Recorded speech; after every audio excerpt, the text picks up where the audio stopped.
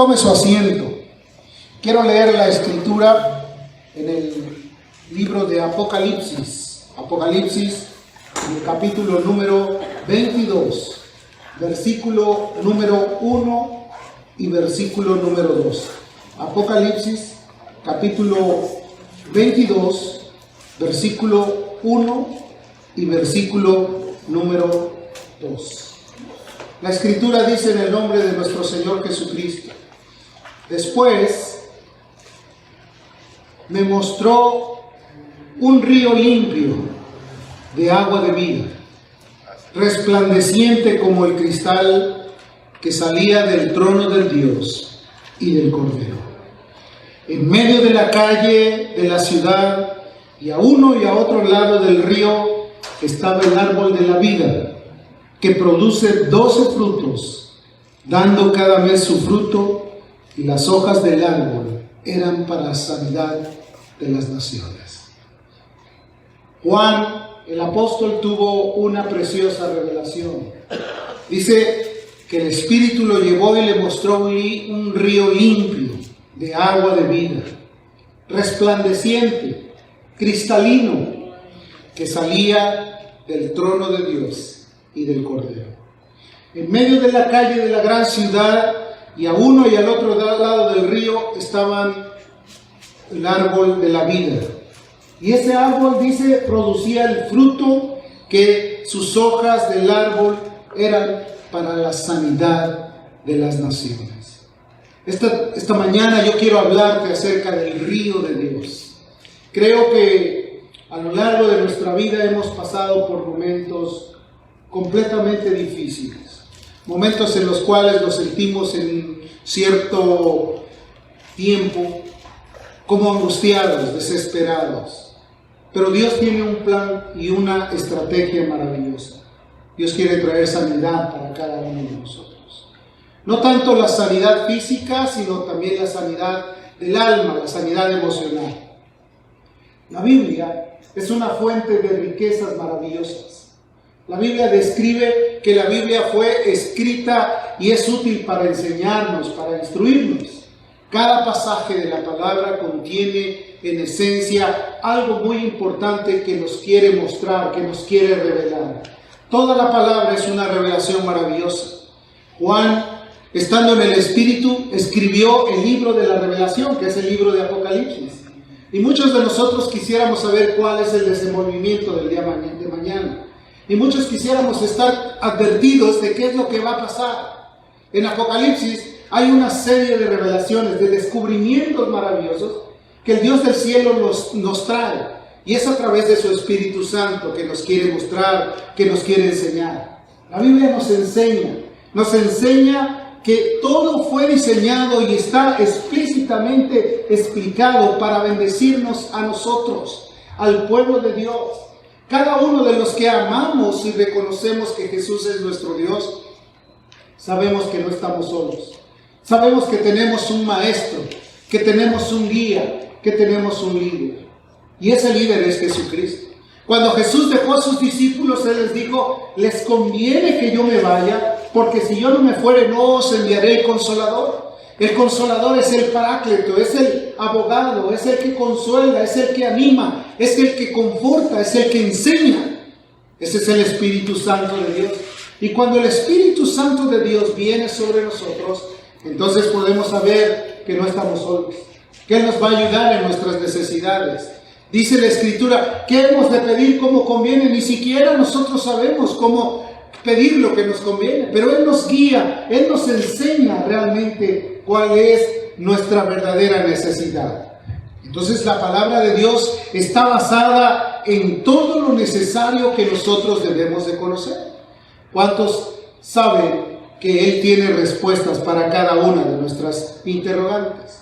Esa es la Sagrada Escritura, esa es la palabra de Dios, ese es el mensaje que vino del cielo. Ha entregado precisamente a través del Espíritu Santo todo lo que nosotros debemos de reconocer. Si me acompañas a 1 Corintios, en el capítulo 2, versículo 12, dice de la siguiente manera: y nosotros no hemos recibido el espíritu del mundo, sino el Espíritu que proviene de Dios, para que sepamos lo que Dios nos ha concedido. Escúchalo otra vez, pon atención a lo que te digo. Y nosotros no hemos recibido el espíritu del mundo. El espíritu del mundo te influencia para tener más deseos por las vanidades de este siglo, por los deseos engañosos de la vida. El espíritu del mundo te orienta hacia las diversiones o hacia los placeres temporales.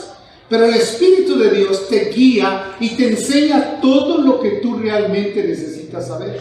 Lo que Dios nos dejó explícitamente acomodado en su palabra. Dice, para que sepamos lo que Dios nos ha concedido. Como hijos de Dios, no solamente obtuvimos la vida eterna, no solamente obtuvimos la salvación, sino obtuvimos el beneficio de que Él iba a estar con nosotros todos los días. ¿Te das cuenta de eso? No es tan fácil.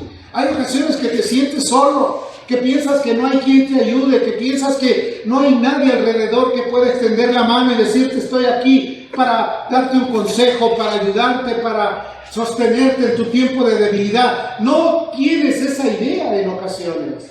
Pero cuando Él vino para estar con nosotros y para que sepamos lo que Él nos ha concedido. Si tú te pones a pensar qué es lo que has concebido de parte de Dios, quizás tengas algunas respuestas.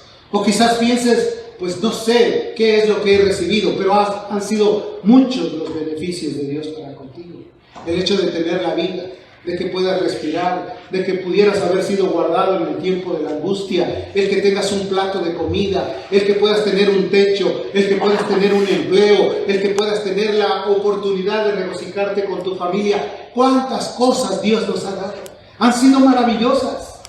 Pero dice la Escritura que de este río proveerá la sanidad para todas las naciones. El mundo necesita la sanidad. Sanidad en su alma, sanidad en su mente, sanidad en su vida física y espiritual. El mundo necesita de Dios y Dios ha querido traer sobre nosotros la ayuda maravillosa de su Espíritu Santo. Das gloria a Dios por ello. Entonces vemos qué maravilloso es Dios para nosotros. Nos ha concedido lo que realmente necesitamos. La voluntad de Dios es llevarnos a nuevos niveles del Espíritu, a un crecimiento. No quiere que nos quedemos estáticos, que seamos los mismos de ayer, los mismos de antier. No, quiere que vayamos desarrollando nuestras habilidades, que nuestro carácter se vaya formando, que podamos ser impactados por la influencia del Espíritu Santo, que si ayer tuvimos tropiezos, hoy tengamos victorias y mañana podamos tener toda la victoria que necesitamos para darle la gloria al Dios que se la merece. El río de Dios seguirá corriendo, pero es importante que nosotros entremos a Él, que podamos sumergirnos a Él, que podamos incursionar en sus niveles para poder saber qué es lo que va a suceder de ahora en adelante. ¿Cuántos quisieran ganar más almas? ¿Cuántos quisieran tener mejores momentos de bendición en sus vidas? ¿Cuántos quisieran poder recuperar el tiempo perdido y avanzar mejor a través de la ayuda de Dios? La Biblia nos enseña algo muy importante. Ezequiel, en el capítulo 47, la Biblia nos habla de una visión maravillosa. Juan tuvo la visión de la ciudad de Dios, del río de Dios.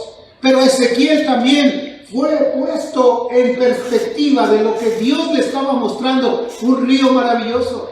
¿Sabías que todas las cosas deben de costar por 2 o 3 testigos?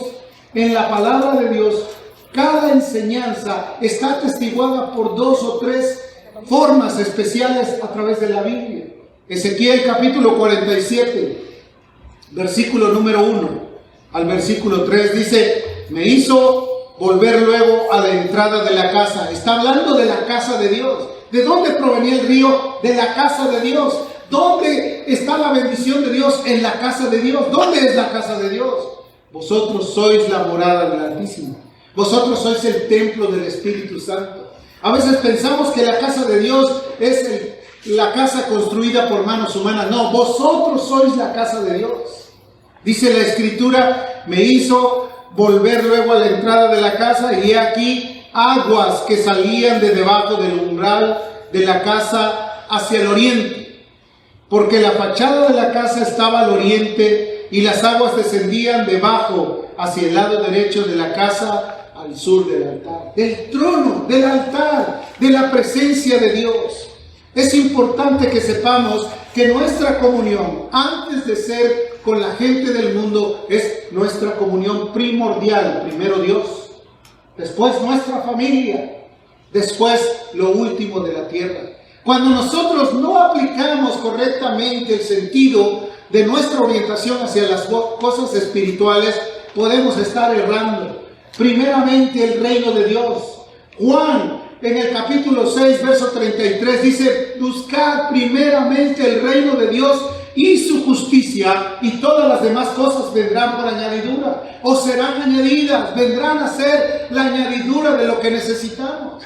A veces necesitamos la bendición de Dios y la estamos buscando en lugares diferentes. No quiero decir con eso que las cosas que están alrededor de ti puedan ser de beneficio porque han bendecido quizás tu vida, pero la orientación original es que primeramente busques el reino de Dios y su justicia. Así es. Lo demás vendrá por añadidura. Primero Dios, después tu familia, después la iglesia local o donde tú te congregas y después lo último de la tierra. No puede cambiar el orden de esos factores. Dentro de las matemáticas se decía que el orden de los factores no altera el producto, pero las cosas espirituales sí debemos de tomarlas con total claridad y con total esencia y el sentido original. Primero Dios, después tu familia, después la iglesia local y por último el mundo entero. Esas son las prioridades. Ezequiel vio esta visión y dice: y me sacó por el camino de la puerta del norte y me hizo dar la vuelta por el camino exterior fuera de la puerta, al camino de la mira al oriente, y vi que las aguas salían del lado derecho. Y salió un varón hacia el oriente, llevando un cordel en su mano, y midió 1000 codos, y me hizo pasar por las aguas hasta los tobillos. Querido hermano, para poder entrar al río necesitamos sumergir nuestros pies. El río de Dios implica acción. Cuando tú quieres que la bendición de Dios sea una realidad, tienes que sumergirte a caminar en él. A veces queremos que la bendición llegue por medios místicos o mágicos. No va a suceder. Tienes que meterte al río de Dios. Tienes que caminar en el río de Dios. Tienes que sumergir tus pies. Los pies implican acción, caminar. ¿No dice la Escritura que cuán preciosos son los pies de los que anuncian las buenas nuevas? Qué bendición es poder caminar en los pasos de Jesús, seguir los pasos del Maestro, los cuales son maravillosos. Él es precioso para nosotros. Así es. La roca que desecharon los edificadores, la cual ha venido a ser cabeza del ángulo, dice la Biblia. Y en ningún otro hay salvación, porque no hay otro nombre dado a los hombres en que podamos ser salvos. Es Jesucristo. Hay que caminar en sus pasos. ¿Cuál es la medida que Él tomó para poder lograr obtener la victoria maravillosa, para poder glorificar al Padre? Hacer la voluntad de Dios, caminar en Él. A veces queremos que la bendición venga sin necesidad de nosotros caminar en ella. Pensamos que como hemos buscado de Dios, Dios nos tiene que bendecir forzosamente. Dios te va a bendecir de acuerdo a tu obediencia. Así es. Porque la obediencia tuya es la que va a demarcar que la bendición sea una realidad. La palabra de Dios nos da las imágenes del agua. ¿Cuántos han ido a ver un río de agua corriente, que está corriendo, que se ve transparente, que hasta hace ruido con el correr de las aguas? ¿Y cuánto se antoja meterte a ese río? El Espíritu de Dios nos quiere llevar a un crecimiento. Si tú te metes, empiezas a caminar en Él, empiezas a darte cuenta que tus pasos van a ser dirigidos hacia la única cosa maravillosa, puestos los ojos en Jesús, el autor y consumador de la fe. Las aguas dice que salen de la casa de Dios, florecen, brotan de la presencia de Dios. El Espíritu Santo proviene de Dios. Es la tercera persona de la Trinidad. Él la envía con la finalidad de que tú seas impactado. No nos ha dado Dios espíritu de cobardía, sino de poder, de amor y de dominio propio. Para que tú comprendas que la bendición de Dios es la que enriquece y la que no añade tristeza. Tú y yo necesitamos la bendición. Sin la bendición de Dios podemos tener todas las cosas que el mundo ofrece, pero nos sentimos insatisfechos. Leía yo la publicación de un actor que había ganado demasiado dinero. Hizo un comentario, dijo: no hay nada más terrible que el poder tener todo a lo que, cuando tú extiendes la mano, todo a disposición, pero no tener la paz y la tranquilidad que he visto en rostros de aquellas personas que caminan sin tener lo que yo tengo. Esas fueron sus declaraciones. Porque ¿de qué le vale al hombre ganar al mundo si va a perder su alma? ¿De qué le vale al hombre enfrascarse en los placeres temporales de la vida si al final se va a sentir completamente ajeno a la bendición de Dios? Busca primeramente esa bendición. Cuando tú obtienes esa bendición, tú te vas a sentir completamente saludable, lleno de toda la esperanza. El varón dice que midió otros 1000 codos y hizo entrar allí al profeta y llegaron sus pies a los tobillos. Es decir, empezó a sentir que ahí había oportunidad de caminar. La palabra de Dios habla también que nuestros primeros pasos en el Señor son los que van a demarcar una mayor firmeza. Hay gente que no ha tenido primeros pasos con Cristo. ¿A qué me refiero a eso? Que han entrado a la iglesia pero sin poder caminar con Él. Quiero que me entiendas algo. Por esa razón hay muchas frustraciones en el futuro, porque dicen: ¿cómo es posible que otros alcancen niveles más rápidos y más precisos y yo tengo tantos años y no puedo lograr lo que ellos han logrado en poco tiempo? Porque muchos no quieren caminar los primeros pasos con Cristo. Muchos quieren imitar a los demás, quieren seguir el caminar de otros, pero no quieren caminar de los brazos de Cristo. Los primeros pasos implican el entregarse completamente a Dios, el amarlo, el reconocer sus maravillas, el poder estar en su presencia, el poder gozarse con Él, el poder escuchar su palabra, el poder tener tiempos de meditación, de pláticas, de completa comunión con Dios. Eso implica los primeros pasos. Muchos no aprenden los primeros pasos. Quieren caminar ya en el segundo nivel sin haber pasado por el primero. En esto de lo espiritual no puede suceder eso. Se tiene que comenzar con un verdadero quebranto, una verdadera entrega, un arrepentimiento y tener una confianza plena. Esos son los primeros pasos.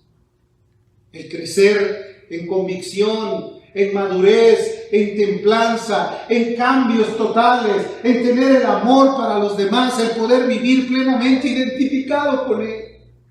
¿No dice la Escritura que lo que yo hago vosotros lo haráis y aún mayores porque yo voy al Padre? Cosas que Él hizo en el principio, vosotros las podemos hacer aún mayores. ¿Qué fue lo que hizo? Vino y le dio amor a los que lo necesitaban, a buscar al que se había perdido, a tener la confianza y la seguridad de que todo lo que hacía iba a glorificar al Padre. Si nosotros no caminamos en esos caminos, no vamos a poder entrar al segundo nivel. El segundo nivel tiene que ver con entrar un poco más en el río de Dios. El río de Dios seguirá corriendo. Así que el tiempo de empezar es para poder obtener la revelación, que Dios descubra los planes que tiene. ¿Le has preguntado a Dios cuáles son los planes para tu vida? ¿Le has dicho: Señor, revélame tus planes? Enséñame tus caminos. Déjame seguir tus pasos. Enséñame a ser obediente. Guárdame en cada uno de los momentos de mi vida. Dice, cuando leemos en el capítulo 47, en el versículo 4 de Ezequiel, dice: y midió otros 1000, después de haber caminado en los primeros pasos, y me hizo pasar por las aguas hasta las rodillas. Después de caminar en ese amor, en esa comunión, en esa integridad con Dios, empieza el agua a ser más profunda. La profundidad, otra distancia, rodillas. Implica oración, quebranto, No podemos ver la bendición de Dios si no oramos. La oración produce resultados. Jesús dijo: entra en tu aposento y cerrada la puerta, clama a tu Padre que está en secreto y tu Padre te contestará en público. ¿Cuántos dicen amén? Puede haber respuestas maravillosas, respuestas a las necesidades que tienes en cuanto a la economía, respuestas a las necesidades que tienes en cuanto a lo familiar, respuesta a las necesidades que tienes en cuanto a la sociedad, respuestas a las necesidades que tienes de acuerdo a las enfermedades, respuestas en cuanto a las necesidades acerca de que más gente conozca y reconozca que Jesucristo es su Señor.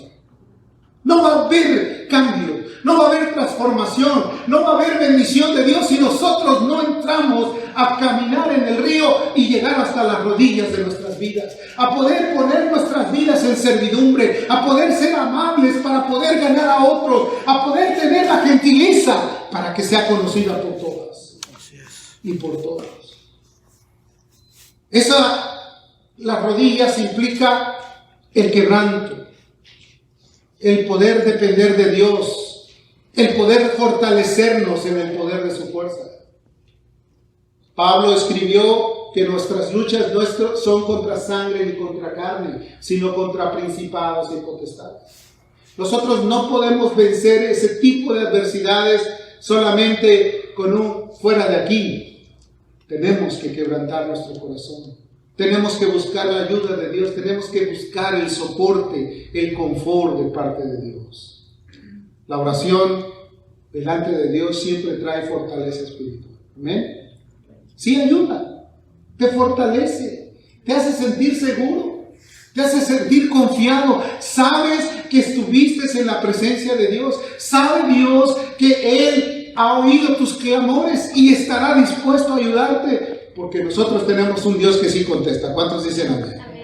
Mientras el mundo te puede ofrecer todo, mientras el mundo te puede decir que todo va a estar dispuesto a ti, cuando tú vas a Él, te das cuenta que no hay ningún resultado.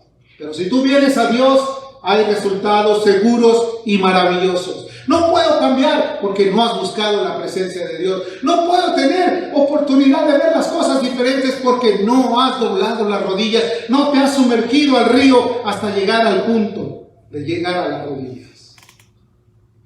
La luz de la palabra nos ilumina con profundidad. Jesús dijo que Él es la luz del mundo y el que anda con Él no andará en tinieblas. Viviremos confiados, iluminados, seguros, completos, sin carencias, felices. Pablo, quien caminó con Cristo, llegó a decir en un momento de sus muchas preocupaciones: teniendo sustento y abrigo, estamos contentos con Él. ¿Cuántos dicen amén? Él pudo haber dicho: con Cristo estoy crucificado y ya no vivo yo, mas Cristo vive en mí. Y lo que vivo en la carne, lo vivo en la fe del Hijo de Dios. Pablo pudo comprender que él solamente estaba viviendo para Dios. Él dijo: para mí el vivir es Cristo y el morir es ganancia. ¿A qué se le atribuyen esas declaraciones? ¿Qué locura había en su alma? ¿Qué pensamientos tenía él que lo hacían pensar que no había ningún interés más que Dios? Él tenía una relación estrecha. Por eso la Escritura nos enseña que si somos locos es para el Señor y si somos cuerdos es para nosotros mismos. ¿Cuántos dan gloria a Dios? Espero que mi locura te haga comprender que vivir para Dios es lo mejor que puedes tener en todo el resto de tu vida. ¿O pretendes entrelazarte en los negocios de la vida? ¿O pretendes incurrir en los placeres terrenales del pecado? ¿O pretendes entrar y sucumbir ante las adversidades que el enemigo pone como un espejismo? No, querido hermano, sé fiel hasta la muerte y Él te va a dar la corona de la vida. ¿Cuántos dicen amén? Amén, amén. Amén. Podemos ver que la representación de cada uno de estos pasos nos deja ver que Dios quiere seguir manifestando su bendición a través de este río. La intimidad con Dios trae resultados maravillosos. Cuando tú gastas un tiempo de oración, no es una inversión malsana, no es algo que pones en una cuenta y después desaparece. No, es una inversión que se va a multiplicar con bienes. Y no terrenales, sino espirituales. Porque a veces piensas que todo tiene que ver con dinero, con la economía. Sí, el dinero sirve, pero el dinero también nos puede poner trampas, porque el principio de todos los males es el amor al dinero. Muchos se desviaron y por él fueron esclavizados. El dinero tiene sus ventajas, pero cuando abundas en el deseo de él, puedes tener unos verdaderos golpes rotundos en tu alma. El Espíritu de Dios debe de alcanzar a muchas personas. ¿Cuántos están dispuestos a orar por la salvación de muchos?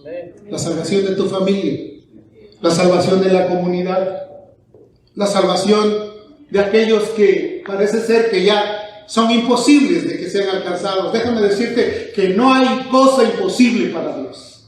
Nada es imposible para Él. Aún lo más difícil, Dios lo puede tornar fácil cuando tú le crees a Él. Cuando tú confías y estás seguro que Él es tu Dios todopoderoso. Las cosas extrañas, mágicas, no funcionan. Ezequiel 47, el versículo 5, nos da otro nivel diferente. Dice, y midió otros 1000, y era ya un río. Yo no podía pasar porque las aguas habían crecido, aguas que ya solamente se podían cruzar a nado, y el río no podía pasar. ¡Wow! Y la luz se hizo. Entonces, esas rodillas, empiezas a caminar a distancia más y te encuentras que ya no puedes tocar el piso. Has llegado a la profundidad. ¿Qué le ha pasado cuando ha ido a nadar en algún momento? Que de repente empieza a caminar confiado y cuando de repente siente, aquí ya no se puede. Y eso solamente se puede caminar a nada. Las aguas cubren tu espalda, tus lomos. Es donde está la provisión, donde puedes tú también tener la oportunidad de que otros sean engendrados para la gloria de Dios. Tus espaldas es donde puedes cargar el altar de Dios. Es donde puedes caminar con Él en tus hombros. Los levitas caminaban y llevaban el arca de Jehová en el hombro. Y iban y caminaban y la gloria de Dios iba ahí. Y cuando tú empiezas a sumergirte en ese río, empiezas a entrar a dimensiones que posiblemente tú no entiendes. Bendiciones maravillosas que van a ver tus ojos. Cosas gloriosas que tú ni siquiera te imaginaste haber visto. A veces tenemos ciertos temores. Queremos conocer al Dios racional. Queremos razonar solamente que Dios es el Señor, que es mi Salvador, que es el único, que es el camino, la verdad de la vida. Pero no quieres extenderte más adentro, donde Él te puede revelar las cosas más maravillosas. Donde Él puede poner en tu vida talentos, dones, milagros maravillosos que pueden estar sucediendo alrededor de tu vida, porque Él es el Todopoderoso, y cuando te acercas a Él, te acercas a los tesoros inalcanzables de la bendición de Dios. Amén, amén. A veces piensa, no, todo tiene que ser racional, todo con medida, todo bajo nuestro pensamiento, no nos podemos salir más allá. Querido hermano, la bendición de Dios es inmensa. Hay cosas que ni siquiera alcanzamos a comprender. Jesús era un hombre dotado de toda la gloria de Dios. El mismo Espíritu Santo estaba con Él. Él vino, multiplicó el pan y los peces. Él vino y echó fuera demonios. Él vino y oró para que otros recobraran la vista. Él vino y resucitó a un muerto que había muerto y a una niña que había muerto. Él tenía toda la gloria de Dios porque Él navegaba en el río del Espíritu. Tú y yo necesitamos caminar en Él. Necesitamos despojarnos de todo aquello que nos impide, la vanidad, los deseos engañosos del corazón, los deseos de este mundo, y debemos poner nuestra mirada en el Creador y Autor, en el Consumador de la fe, en el Todopoderoso. Y cuando eso sucede, tu vida tiene una medida de felicidad inmensa. Podrás soportar angustias, persecuciones, dolores, intrigas, falsedades. Podrán venir en contra de ti 1000 y 10,000, mas a ti no llegarán porque tú estarás confiado. porque el Espíritu de Dios será una realidad en ti. Me hizo pasar en agua, nadando. Tenemos que sumergirnos a la presencia de Dios. Entonces dice la Escritura que las hojas que crecen alrededor de ese río son para la sanidad de las naciones. Podrás compartir de ello. Podrás dar en el blanco de la gente en su necesidad. Podrás hacerles entender. Y no serás tú, sino que el Espíritu hablará por vosotros. Amén, amén. Sino que será Dios el que hable por ti. Cuando te des cuenta, la gente va a decir: hoy me ha bendecido Dios por lo que me has dicho. Porque te dejaste usar en la mano de Dios. Pero necesitas aprender a caminar en sus pasos. Necesitas doblegarte ante su presencia. Y necesitas sumergirte a nadar en él. Jesús llegó a un momento en que se paró en medio de una gran fiesta judía. ¿Tú te imaginas una fiesta? ¿Qué representa una fiesta? Alegría, mucho regocijo, comunión, estar completamente todos en el mismo sentido de felicidad. Pero Jesús se encontró en Israel con una fiesta donde vio rostros apáticos, donde vio gente cansada, donde vio gente que casi se dormía, donde vio gente que no tenía las expectativas de vida. Y Jesús, levantando sus ojos delante de ellos, les dijo lo siguiente: en el último y gran día. ¿Cuánto es el último? Cuando está en el máximo la celebración.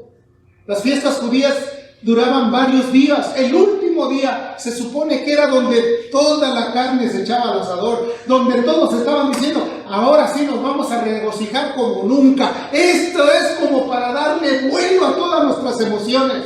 Pues no, estaban todos apáticos, cansados, sin la ayuda de Dios. El pueblo de Dios sin la bendición de Dios. ¿Te puedes imaginar lo ilógico? ¿Te puedes imaginar lo trágico de una nación que dice: soy el portador del único Dios verdadero, Él es mi Señor, nosotros somos su pueblo escogido, su real sacerdocio, y completamente apáticos, casi dormidos, apartados de la bendición y de la alegría? Jesús dice: en el último y gran día de la fiesta, Jesús se puso en pie y alzó la voz diciendo: si alguno tiene sed, venga a mí y beba. ¡Qué palabra tan profunda! Aquellos que decían: somos el pueblo de Dios, estamos celebrando una de las festividades más importantes del pueblo de Israel. Pero todos haciéndolo con una formalidad, como si fuera un ritual más, como si fuera una actitud más en sus grandes calendarios de festividades. Qué terrible es que podamos venir a una iglesia pensando que venimos a la iglesia porque es domingo. No, querido, es el día del Rey, es el día del Señor, es el día de la bendición de Dios, es el día en que nosotros tenemos que comprender que no estamos solos, que la bendición de Dios es para nuestras vidas. El que cree en mí, como dice la Escritura, de su interior correrán ríos de aguas de vida. ¿Sabes por qué dijo esto? Porque los vio secos, apáticos. Querido hermano, es pecado vivir apáticos delante de la presencia de Dios. Si Él nos dio la vida, si Él nos dio la salud, Él nos dio todo lo que necesitamos, por Él nos regocijamos, porque nos sacó de las tinieblas a la luz admirable. ¿Cuántos se gozan con eso? Porque nos entregó el privilegio de ser llamados sus hijos. Y dice: esto dijo del Espíritu que habían de recibir los que creyesen en Él. Pues aún no había venido el Espíritu Santo sobre ellos, por eso estaban así, porque Jesús no había sido glorificado. Pero ahora no hay pretexto. Jesús ha sido glorificado, amén. Murió, resucitó y se levantó de entre los muertos, glorificado. ¿A qué me refiero a eso? Traspasó las puertas, traspasó los muros, se acercó a la gente y les dijo: pasa a vosotros. Y ellos dijeron: es el Señor Jesús. Y hubo unos cuantos que tenían todavía la actitud de incredulidad. No creo que sea Él. Si yo no veo sus heridas, si no veo la marca en su costado, entonces yo voy a creer. Porque a veces somos así, a veces queremos ver algo más de que nuestra confianza sea real en Él, de que podamos tener la fe, de que si Él lo dijo, todas las promesas de Dios se cumplen en el amén, en el sí y en el amén. Jesús dijo que iba a estar con vosotros, ¿cuántos lo creen? Jesús dijo que iba a derramar su espíritu sobre vosotros, ¿cuántos lo creen? Jesús dijo que Él nos iba a bendecir, ¿cuántos lo creen? Jesús es la bendición para nosotros, es el pan de vida, son los ríos que nunca dejarán. El que cree en mí, como dice la Escritura, de su interior correrán ríos de agua. El río de Dios seguirá corriendo. ¿Estás dispuesto a meterte a Él? ¿Quieres caminar en obediencia? ¿Quieres mojar tus tobillos? ¿Quieres llegar a las rodillas? ¿Humillarte y reconocer? ¿Quieres meterte a nadar en Él? ¡Qué bendición! En estos tiempos de verano la gente quiere ir a nadar, cuando menos al mar, dicen. Qué mejor que puedas nadar en el río de Dios. Cierra tus ojos un momento.